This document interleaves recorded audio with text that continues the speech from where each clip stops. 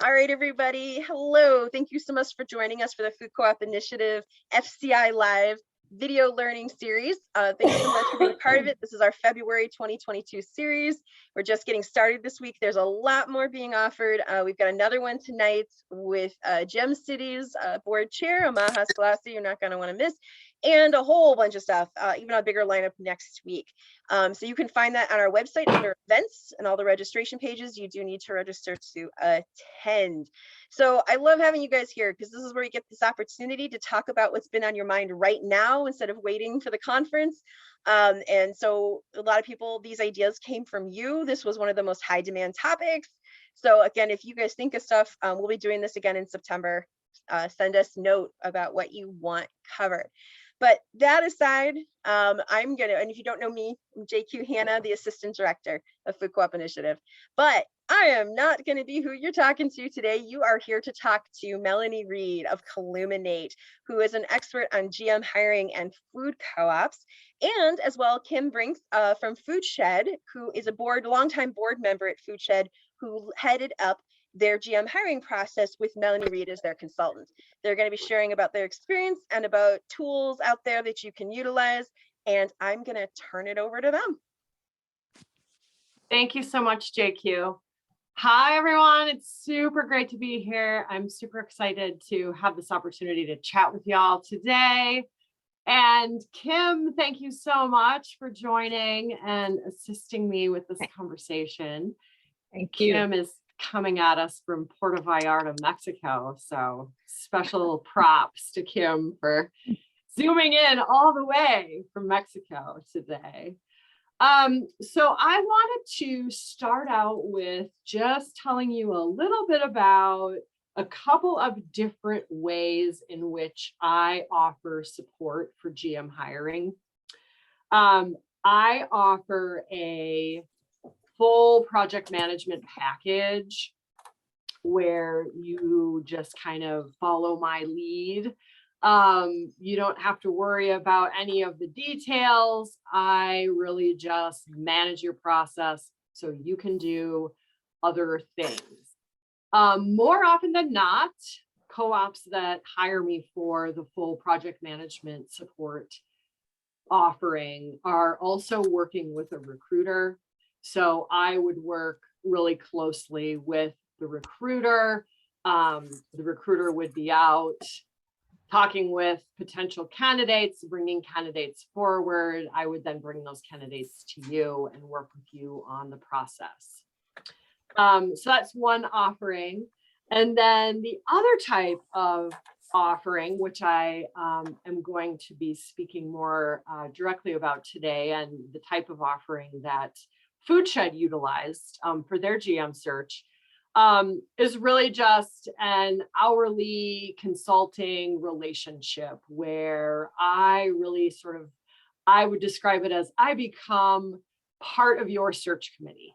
I attend your search committee meetings. I work closely with whoever is chairing that search committee. And while I do provide some tools and resources, the search committee chair is really in the driver's seat, kind of managing that process. And I act as kind of a, I don't know, maybe a co-chair. I'm going to let Kim speak a little bit more to that. But the nice thing about that second package that I just described is that it can fit any budget. So you can decide at what level you want to engage me in your process. Some co-ops have utilized me for as few as 10 or 15 hours, whereas others have utilized me for, 25 or 30 hours. So it's really flexible in that way, and you can really engage me in those aspects of the process where you feel like you need the most support. And the package that you choose really has it's really dependent on who's on your search committee and what skill sets you have. You might have a human resources person on your search committee, in which case you would need less support. And you probably have a million things going on at your startup co-ops. And so you may not have the time and energy to manage the process. So there are options there. And so I wanted to just mention one other thing, and that is there is a wonderful toolkit out there called Hiring a General Manager.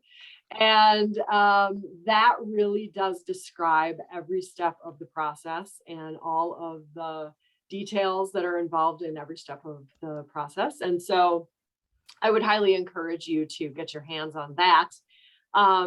Well ahead of the time that you're going to be looking for that first general manager. It seems like sometimes that feels really far away, but then the next thing you know, it's time to hire your general manager.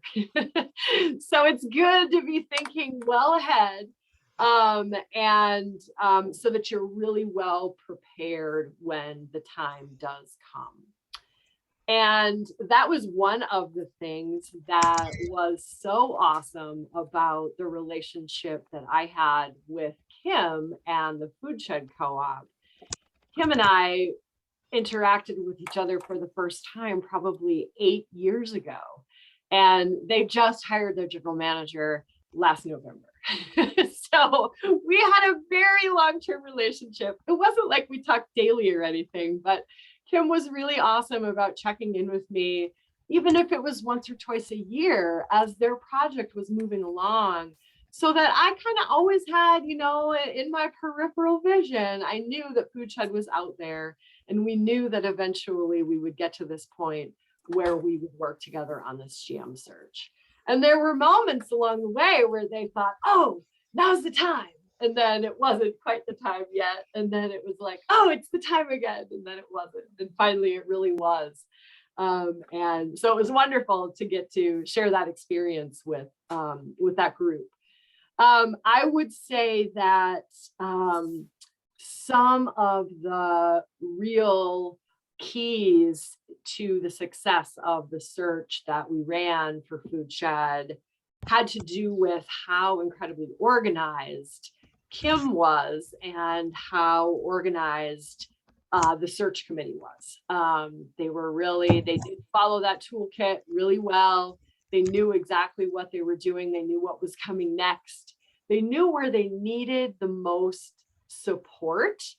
And they were really organized and intentional about reaching out for the support that they needed when they needed it. And they were really organized about their communication with me and keeping in the loop all the time about where they were at and what they were doing.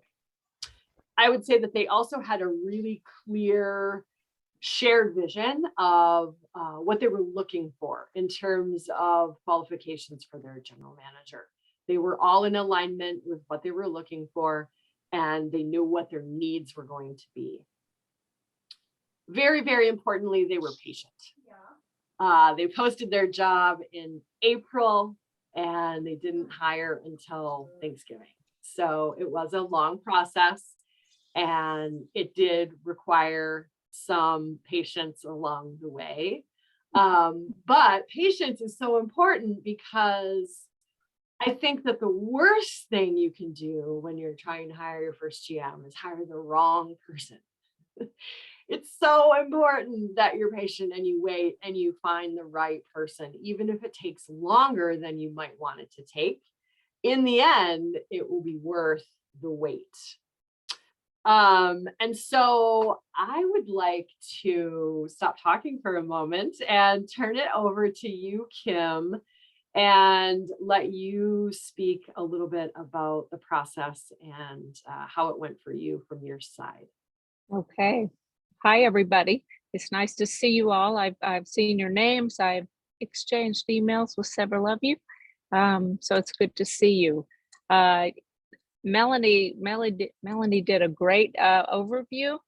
I just want to reiterate that toolkit, that GM search toolkit, we were introduced to that early on, just like I was introduced at Up and Coming to several of the consultants, which, as she said, and you all know, networking, right? You need to keep in touch with people that can help you. And one thing I know is that we needed help, right? We needed to reach out, and we needed to know who to reach out to.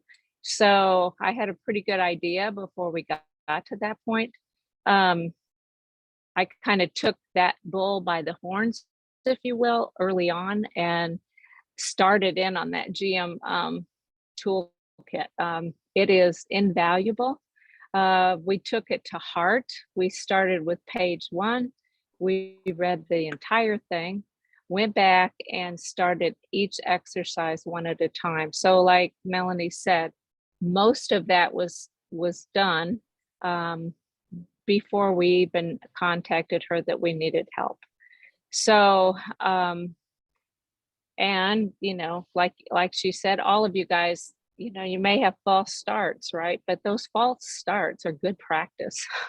We had false starts, and so we thought, oh, good, we're ready, and that just pushed us through some of the preliminary steps a few times. So she was amazing to work with. We did go with the hourly package.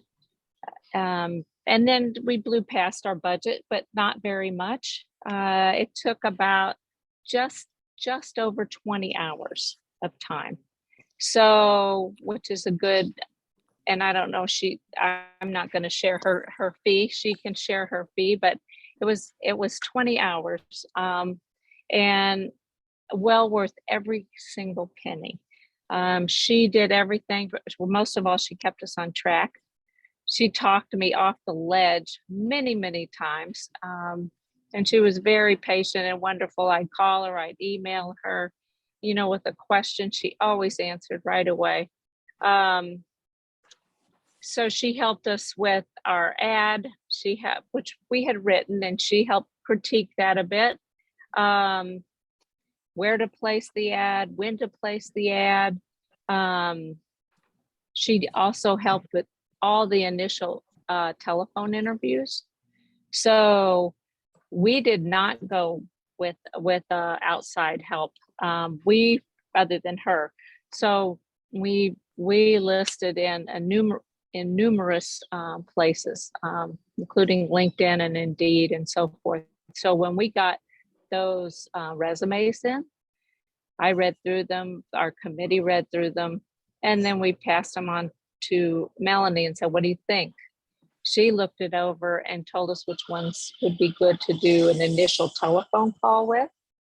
She made all those calls and then came back with any that were, really good. So she led us through the Zoom interviews, which we had 3 candidates that we brought to our committee for a Zoom interview. And believe, if I'm not correct, a couple of them had 2 interviews on Zoom. Mm-hmm. She helped with putting together the benefits that we need to offer, the salary we should offer. From beginning to end, she was just awesome. And she's right, we were organized and we had gone through that toolbox. So none of it was a surprise. And we were kind of ready, but you know what? I'm like probably most of you anyway. I've never opened a co-op before, so I really valued her input. So I think that's all. Thank you, Kim. Yeah, I kind of forgot how much stuff I did for you guys. But yes, I have lots of resources available and lots of experience in terms of putting together, interview guides and facilitating interviews via Zoom. And, one of the things that I do is try to cultivate a little bit of a relationship with the candidates so that I can get them to a place where they're relatively comfortable during the Zoom interview, so that you have an opportunity to really, kind of get to know them a little bit in the process. And we have been interviewing via Zoom. We did all of the process via Zoom with Food Shed. until the very finalist interview, when we had narrowed it down to the person that they thought they were going to make the offer to, then they did invite that candidate to visit with them in Illinois and spend a couple of days. And I worked with them on, you know, that process and what should be included in those couple of days that the candidate was there. Worked with them on final interview questions for the interview that they then conducted with their entire board of directors, and gave them some advice and guidance on, you know, how to kind of handle those couple of days and what they should and in some cases should not do while the candidate was in town. And I think that they ended up with a spectacular general manager, just a really, really dynamic candidate who we had a really good time interviewing, and seems like he's doing an excellent job so far. I think that we can go to the chat and start answering some of your questions, because I've been noticing lots of things popping up. And so I'm guessing you guys have a number of questions. So I'm just going to kind of start to scroll down here and see what we see. I'm seeing a lot of hellos. And if anyone has a question that's not in the chat, please feel free to jump in, and both of us are happy to answer. Oh, I see JQ put a link in the chat to the toolbox. Thank you, JQ. I see, what is your experience with diverse applicant pools? Great question.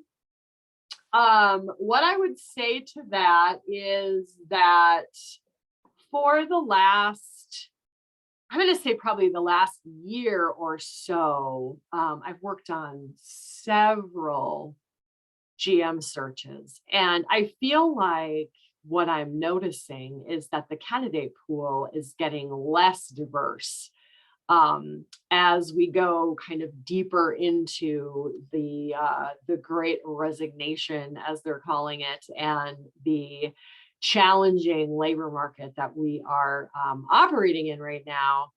I honestly feel like the diversity of the candidate pool is diminishing over time, and I'm hoping that that's going to change. But honestly, I'm seeing a lot of middle-aged white males, and, you know, like, not that there's anything wrong with that, but it's challenging when, you know, you don't have a diverse candidate pool, and you really want to be, you know, talking with a diverse group of individuals. So that is a challenge for this moment.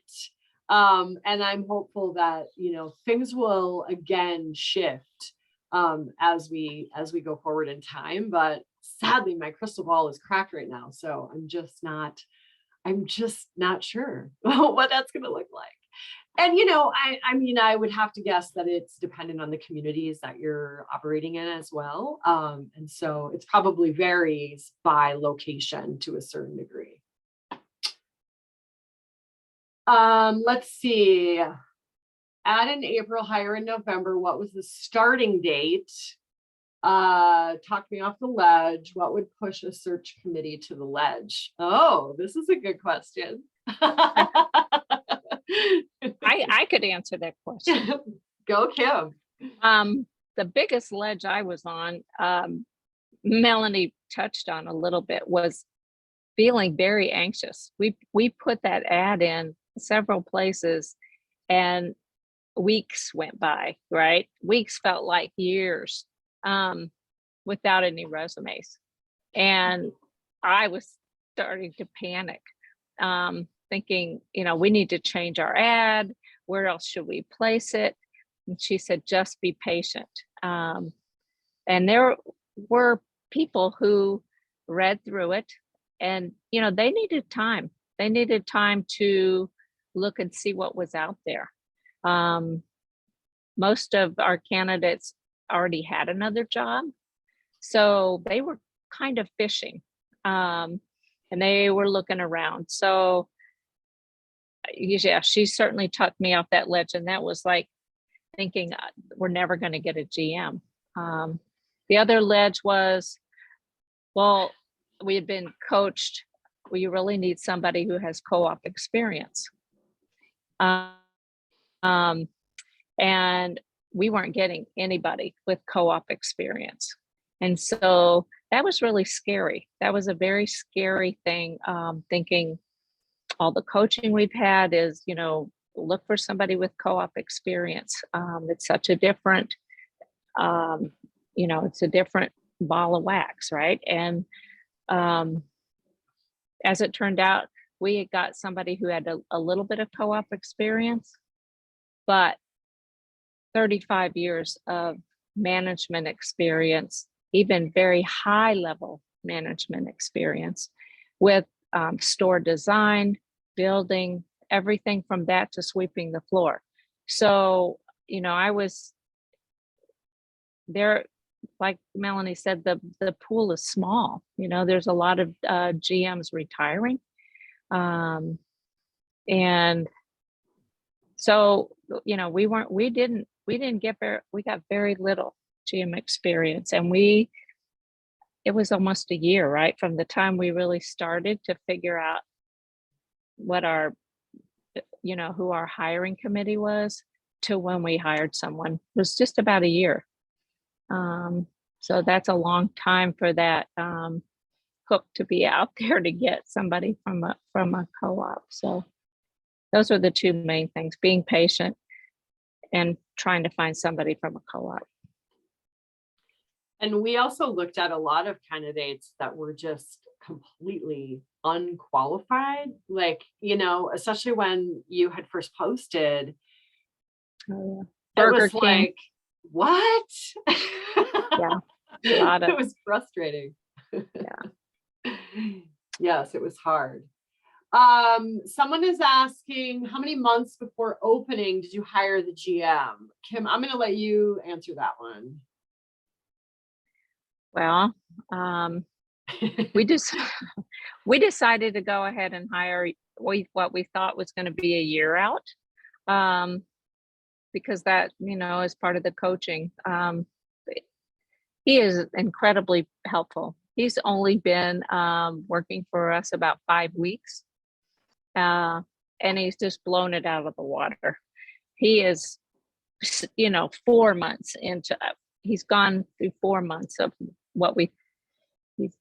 in 5 weeks, he's covered 4 months of material. So, and he's got a lot of store design, programming, all that kind of experience. So, we're glad that we got him that early.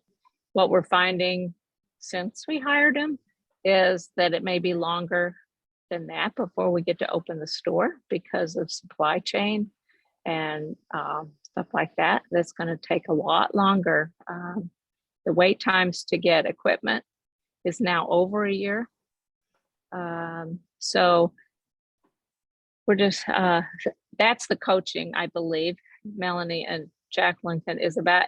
It's great if you can get a GM a year out, but it may take you a year to get the GM. So, right. So if you're 2 years out from opening, you should probably start thinking about starting your GM hiring process pretty soon.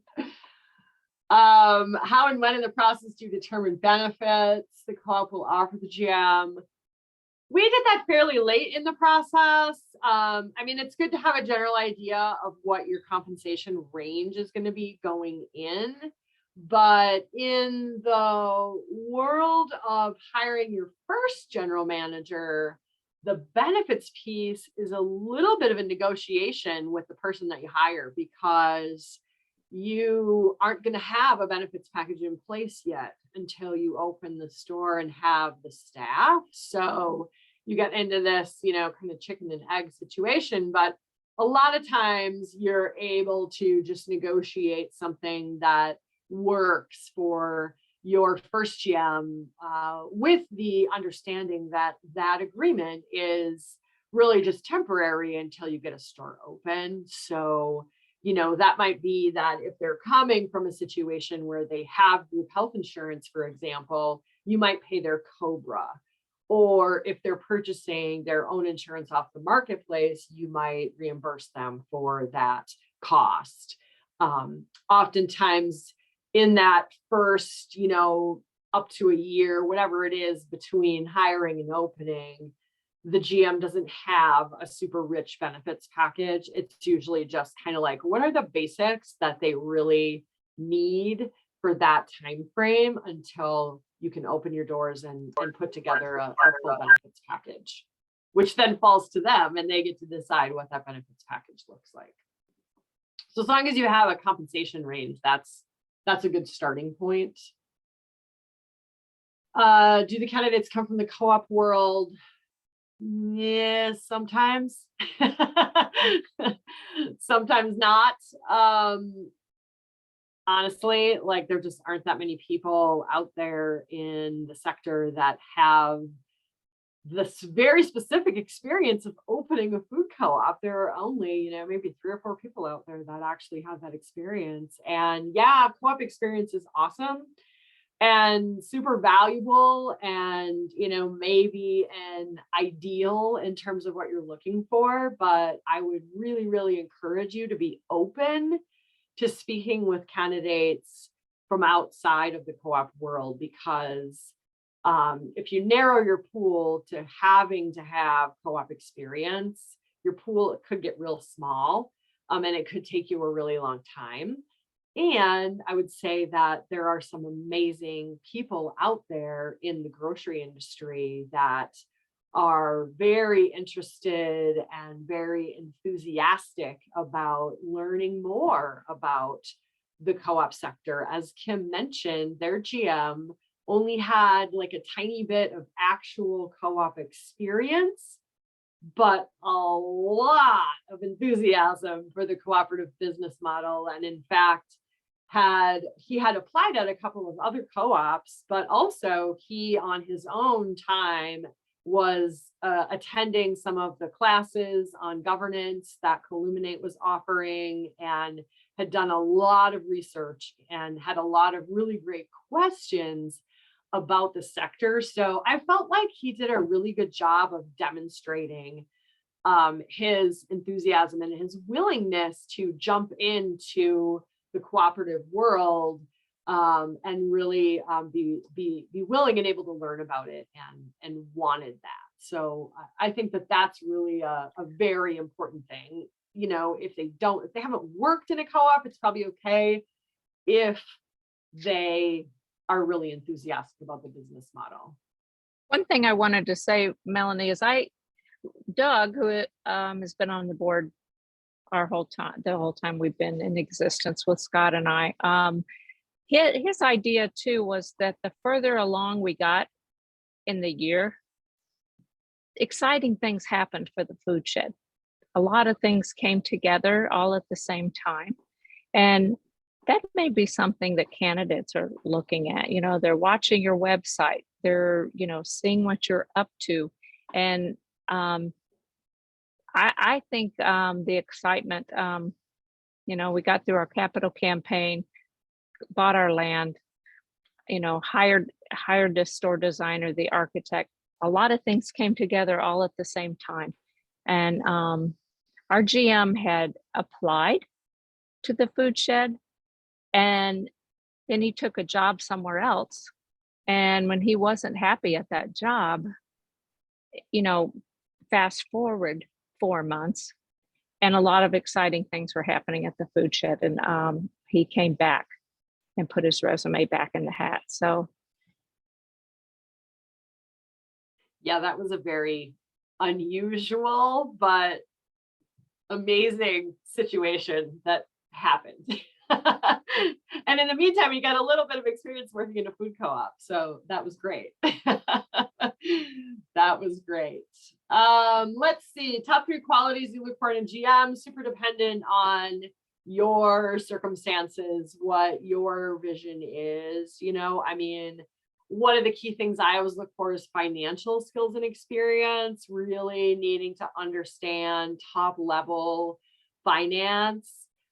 Because, especially if you're talking with candidates that are coming in from outside of the cooperative sector, it's a very different animal out there in the more corporate grocery industry, where a lot of the financial aspects are done at a corporate level and just handed down to, store level managers, or even in some cases like district managers. They have some touching of the numbers, but they don't necessarily have the full level of control for creating budgets, managing budgets, all of those things. And especially in a startup situation, I think if I was going to look for anything, it would be keen financial skills and a lot of financial experience. But also in the startup, you're going to need somebody who can essentially run a grocery store in their sleep, who doesn't even have to think about operations of the store, because it's just so ingrained in them. As Kim said, their GM has 35 years of industry experience, so that is invaluable. And then, I think if I had to pick three, which now I said I wasn't going to, but now I am. I think the third would be those people skills and that ability to build relationships with the community, in the sector, with the staff, with the board. There's lots of relationships that are involved in the role of general manager. So if I had to pick three, those would be the three. Financial skills, operational grocery experience, and people skills. And then, kind of fill in the blanks from there. The other thing, Melanie, I think that's important with Peter was that he's very open to learning. If they don't have co-op experience, they need to be open. They need to be open to learning like a sponge. What can I pick up? And he's very open to that. He's very open to training and working with everybody that we've been working with. He's been great. Yeah, I think that idea of, P6 and all of that cooperation among the co-ops and things is something that's really important to talk about, especially with candidates that aren't familiar with our sector, because we do so much sharing. And sometimes that freaks people out, like it's a little bit of a culture shock. So, talking with them about that and how they feel and how much value they place on cooperation and outside expertise and things like that, I think is really an important conversation to have. Do you believe data that supports GMs make or break a new co-op? I would say that yes, I think the GM does make or break the co-op. I mean, I'd love to hear JQ's take on that as well. But I mean, I think it really matters. I think if you have the wrong GM, you can go into a downward spiral pretty fast. And as a brand new business, it can be really, really hard to turn that downward spiral around. So yeah. Yeah, I would totally agree in that. I would say we've looked a lot at the startups that have struggled mightily and lost their GMs early on in the last 5 years. And I will say the thing that makes or breaks the co-op, though, even more than the GM, is the strength of the board to recognize a GM that is not working and take action. And that has actually been the saving grace of several co-ops where the GM was not up to it and or was actually hiding that they were not up to it. So yes, the GM does make or break, but even more important is a board that can recognize it and have the oomph to take actions that are very hard to take. We've watched a lot of co-ops get saved and turned around by boards making that decision early enough. So I want to sort of put that kind of behind that. Yes, and if you're just ready to hand over the wheel and kind of see what happens and don't know how to stay in the game and know how to assess your GM, that's really the make or break. Yeah, that's a good point, JQ. Thank you for that. And I would add to that too, like you don't want to be in that situation. So that's why the care and intention that goes into the GM hiring process is so very important. How do you finance the GM? I mean, typically that would be part of the pro forma. It would be included right in there. As far as I know, and that is not my area of expertise. So Kim, do you want to speak to how you guys managed the financial aspect of bringing the GM on a year before you were going to open? It was in the pro forma. But the other thing that we decided is if we bring on the right GM and we bring on somebody with talent, it's going to make the difference. And it will speed up the process of opening, hopefully. But, you know, as probably all of you, we have been at this for 8+ years. And, you know, it's time. We got through our capital campaign. We had the money. You know, so we're hiring the consultants.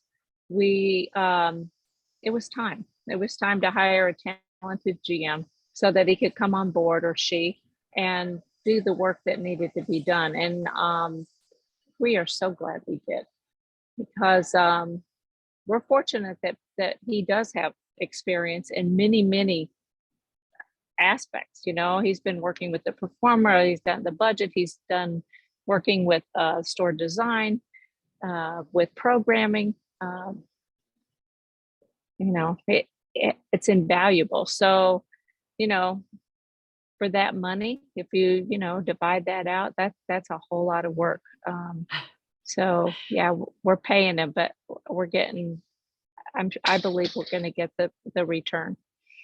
So Kim, can you say anything about his transition in? There were some questions about, you hired end of November. I want to say his start date was Feb 15, if I remember correctly, or was it? I can't remember. It was the 3rd of January. So he started. Oh yeah. Right. He started the January 3rd, and he hit the ground running. So because of COVID and everything being on Zoom anyway, it worked out perfectly. You know, he's doing training with the transition. I'm not saying, you know, that we've been working with consultants on transition and policy governance, and, you know, getting all of that, because that's really important to get that policy governance in place, which is we didn't have completely in place before he started. But because everything's on Zoom, it's making, you know, meetings very easy. In fact, he's still in Seattle. He will not be moving to our area until I think the end of the first week in March, but he's working at least full time by Zoom. So he didn't start off part-time. He started off more than full-time. But he's working, you know, with our president, you know, nonstop, and with the transition, the president and the treasurer. And so there's that transition's been pretty good. He's very transparent, and he's, you know, jumping right in there. So he's writing reports. He's given us reports. We do weekly meetings. Most of us do weekly meetings with him. So far so good. Well, and that's an important piece of it. It's almost like, you know, you're sort of like dropping your firstborn child at kindergarten when you hand off, you know. This is something that you've been nurturing, you know, for 8-10 years already. And then all of a sudden one day it's like, oh, now Peter's going to take over. And I'm sure that had to be scary for the board. Well, Scott and I have been in Puerto Vallarta for 6 weeks. So I can tell you that having Peter on board made coming on this trip amazing, because we had his help and we could still Zoom. So, well, a well-deserved break, Kim. And I want to just give you huge kudos for everything that you've done leading up to the GM search and throughout the GM search. You were amazing. So thank you. Well, you were awesome. You were awesome. Any other questions related to the GM search? I feel like I hit all of them out of the chat, or most of them out of the chat. If there's something I missed. I'm happy to answer additional questions. I am going to just take a couple of minutes to share some information about a couple of other resources that are available through Columinate, and then I'll circle back and check the chat again at the end. But I just wanted you guys to be aware of these couple resources. We have recently reintroduced our compensation database. It used to be a general manager compensation database, and now it's a compensation database for positions at the management level of food co-ops all over the country. And so it's really still sort of in the development phase, in that we need to collect data in there. But we do have a lot of data on general manager compensation, both salary and what sort of benefits and bonuses GMs have available to them. And so I would say that the information out of that database is helpful as one data point. And it's really good if you look at your own market as well when you start to think about your salary range. And, you know, part of that right now has to do with housing market too. So I think you have to be really aware of what it looks like to live in your area and what the cost of living is, and make sure that what you're able to offer is something that's in line with, you know, kind of industry. So that is available as a resource. Now, because of the way that it's structured, which is that we've set it up so that those co-ops that put information into the database then have access to get information out of the database. But as startups, you all are not in a position to be putting information in. However, that information is available to you. It's just that you have to get it through one of our Columinate consultants. So reach out to me if you would like information. Generally, we look at it by a range of sales volume size. So it's good to know approximately what your sales volume is going to be.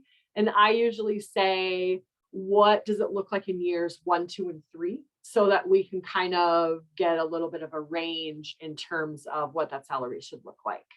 I've also been doing so many searches in the last year that I have a good idea of what candidates are asking for. So I can, you know, help in terms of advising you a little bit in terms of compensation. So the only way you can access that info right now is through me or my colleague, Carolee Coulter. So feel free to reach out for that. And then the other resource that I wanted to share is just to tell you about the Columinate job board, which, in case you haven't seen the announcements about it, is another relatively new resource that we have rolled out. It is live, it is up and running, and it too is a resource that we're sort of building. It's a shared resource, and the more we all use it within the cooperative community, the bigger it will get. So take a peek, you know, columinatejobboard.coop, and you can find it. And there's, you'll see the various jobs that are open, everything from general managers to department managers. You know, it's really quite a wide range. We do have the job board set up so that it is connected to ZipRecruiter. And so you will notice if you visit the job board that there are some positions that have been pulled in off of ZipRecruiter that are not in the co-op sector, but it's pulling in things that seem like, you know, sort of a close match to what we have posted on our board. And then it also feeds into ZipRecruiter, Indeed, and Google Jobs. So you will find that if you search Google Jobs, for example, you'll see positions that are coming in off of the Columinate job board. So we're still sort of working on it. I'm still learning about all of this feeding from here to there and everywhere, and I don't fully understand it yet. But as time goes on, I'm sure that I and others will get better about understanding it. However, I just really want to plug the job board because it's really the only resource in our sector. And so, my belief is that it will become, if it's not already, kind of the go-to place for people who are looking for jobs in co-ops. So I highly encourage you to utilize that as a resource. And ZipRecruiter and Indeed are kind of the other key places to post. There are also a couple of others that are more food focused. One of them is called Careers in Grocery, and the other one is called Good Food Jobs. And those are great posting boards as well. I know Food Shed utilized either one or both of those. And that's, those are just a little bit more tailored to people that are really looking for jobs with some meaning and or jobs, more in the food industry. And did you post anywhere else, Kim, besides everything I just named? Well, we did actually utilize Facebook, and we also posted on our website. And I do want to put in that plug for Columinate. If that's a great job site. Unfortunately for us, it was like brand new when we were getting started, so we didn't get much from that, but I can imagine that one's going to take off. The other two, the Careers in Grocery and Good Food Grocers or whatever it was, those were expensive. Not real high. They're not as high as posting in your local paper, but we didn't get any results from those, just so you know.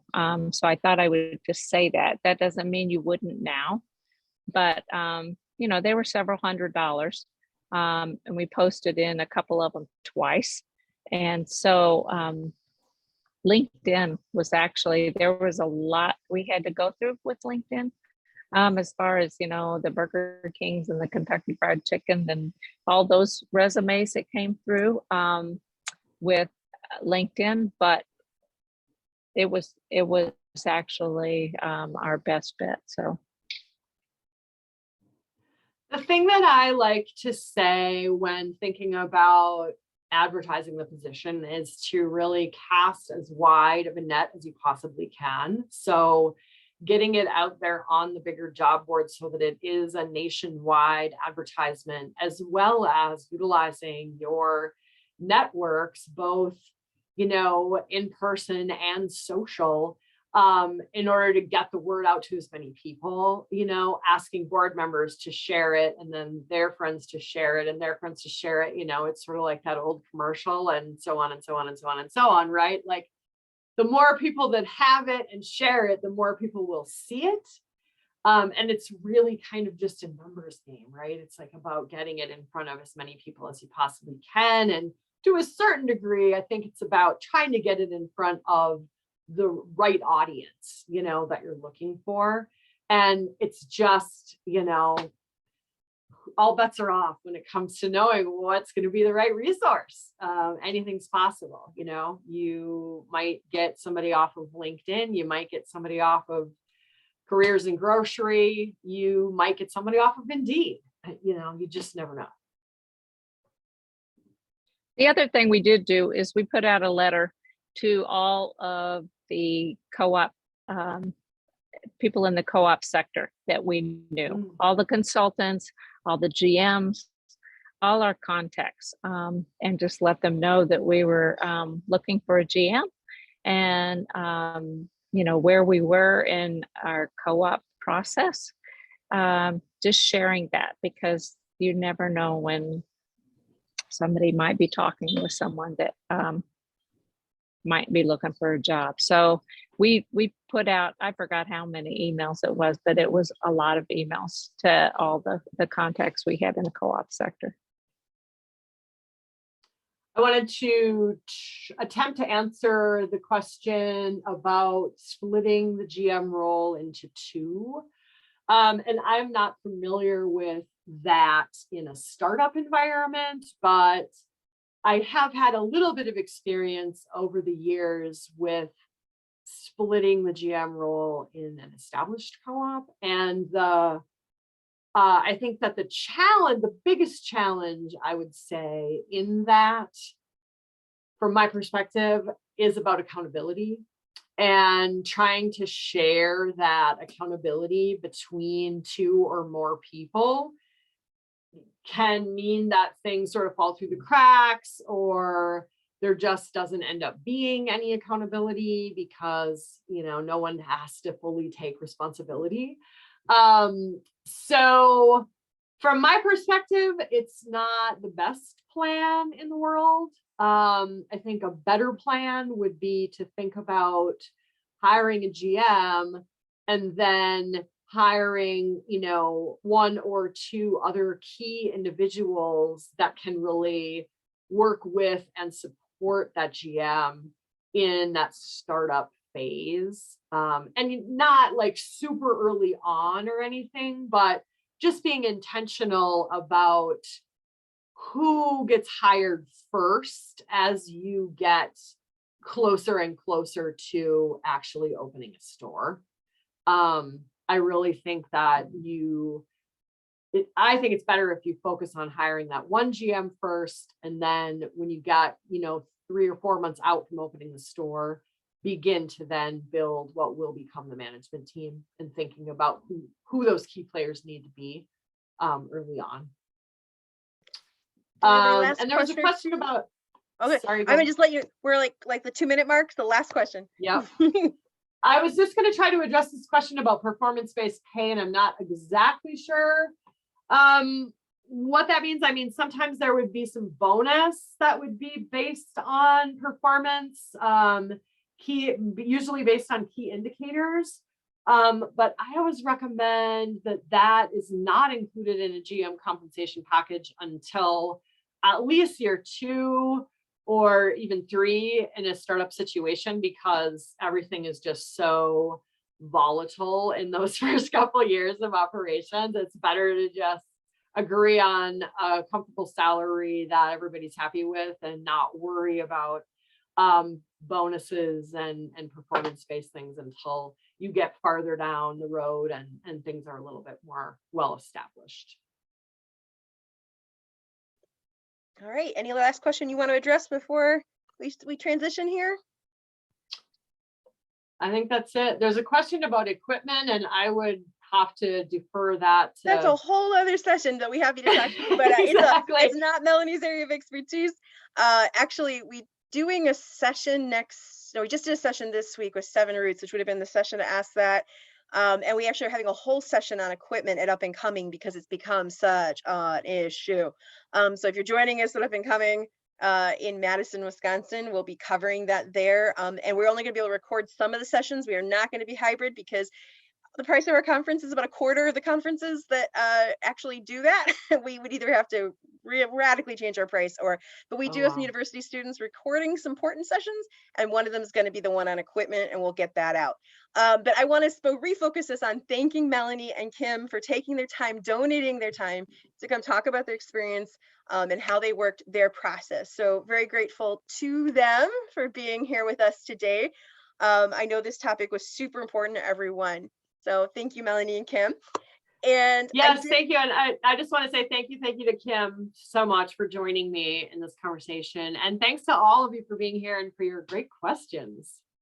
And I put all of Melanie's contact information in the chat because she wasn't using slides. And I know and some of you were like, how do I find Melanie? So I put all that in the chat so you can find Melanie. And again, really easy to find. Like she said, just put Columinate Melanie Reid in a search engine, or Columinate job board in a search engine. First thing that pops. They have their website. It comes right to the top. So you can find all that. I also just put the link for all the other sessions coming up in the series right now. So tonight we are hanging out with Maha Selassie, who is the board chair from Gem City, who opened last May. And he's going to be talking about some ideas that have come to his mind since opening about how we really need to look at ownership differently, and how owners and member owners engage with our co-ops both before and after open. I think it's going to be a really enlightening conversation. Hope you guys will join us. That link will tell you where to register. Okay, so go ahead and check that out. If it's easier, Facebook actually has all our events listed and where to click to register. I actually think it's better organized on Facebook, but so either way. And then we have a whole series next week as well. Hopefully you're getting the emails from us for all the registrations for that. So thank you again so much to Melanie and Kim, and have a wonderful day, everyone. Thanks, JQ. Thank you.